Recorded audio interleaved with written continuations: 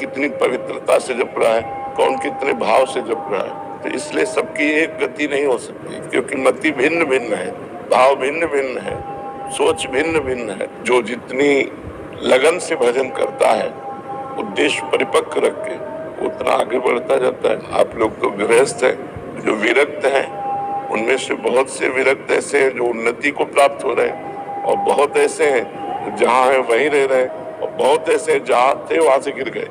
तो उनमें प्रधानता तो आपकी हुई ना। गुरु ने तो गुरुमंत्र सबको बराबर, इनका फल अलग अलग होगा।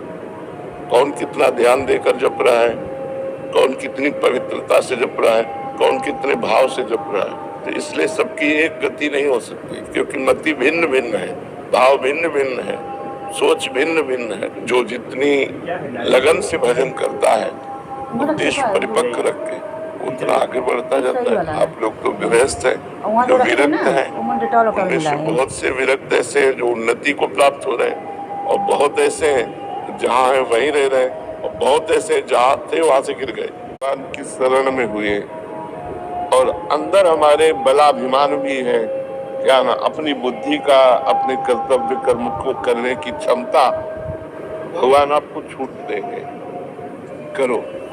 और जब आप, महाराज जी, मैं ये पूछना चाहती हूँ कि सातों जन्म में मुझे जो, देखो, भगवान देखते हैं, जैसे हम भगवान की शरण में हुए, और अंदर हमारे बलाभिमान भी है, क्या ना, अपनी बुद्धि का, अपने कर्तव्य कर्म को करने की क्षमता भगवान आपको छूट देंगे, करो। और सेम वही मिल सकते हैं? नहीं, ये गारंटी से हम कह रहा हूँ, ये कोई फिल्मी स्टेज थोड़ी है, ऐसा नहीं हो सकता। हाँ, एक उपाय हो सकता है, यदि आप भगवान की आराधना करें और भगवान से वर मांगे, जो मेरे पति हैं ये 7 जन्म तक हमारे पति बने, और वो आशीष दे दे, वरदान दे दे, तो ये संभव हो सकता है, अन्यथा नहीं, क्योंकि दोनों के कर्म अलग अलग हैं। जैसे हम एक घटना तुम्हें सुना रहे, एक की पत्नी बड़ी भक्त थी, तो एक दिन पत्नी ने बहुत प्रेम से उनसे कहा, आप हमारे गुरुजी से दीक्षा नहीं कटाना।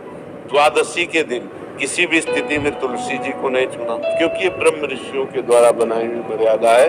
बुधवार को और शुक्रवार को आप बाल कटवा सकते हैं, लेकिन अन्य दिनों में कटवाने से आपके पुण्य क्षय होंगे। अब रोज सुबह लोग बाल आदि, तो हम कहते हैं केवल बृहस्पतिवार को मत करवाओ, और ना मानो तो गुरुवार का दिन परम पवित्र गुरु के लिए है, उस दिन आप छौल कर्म न करें, बिल्कुल निषेध है।